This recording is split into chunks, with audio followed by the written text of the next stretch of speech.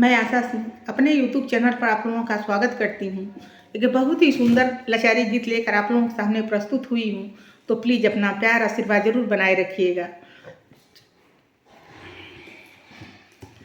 रहे चतुरी सयानी तोहार क्रिया, रहे चतुरी सयानी तोहार क्रिया, रहे चतुरी सयानी तोहार क्रिया।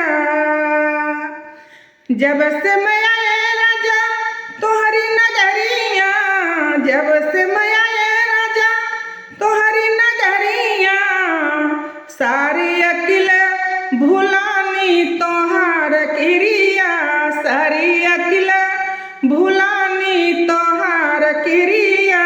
रहे चतुरी सयानी तोहार क्रिया, रहे चतुरी सयानी तोहार क्रिया।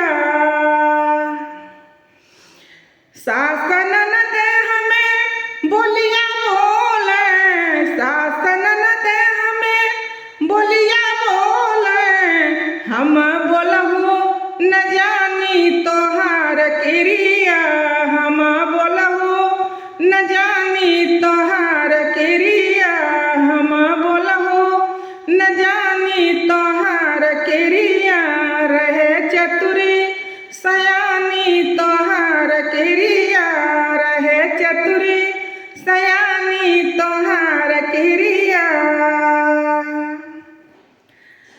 हमहु करब अब सुन मन मानी, हमहु करब अब सुन मन मानी, चढ़ा सिर पे बपानी तोहार क्रिया, चढ़ा सिर पे बपानी तोहार क्रिया, चढ़ा सिर पे बपानी तोहार क्रिया।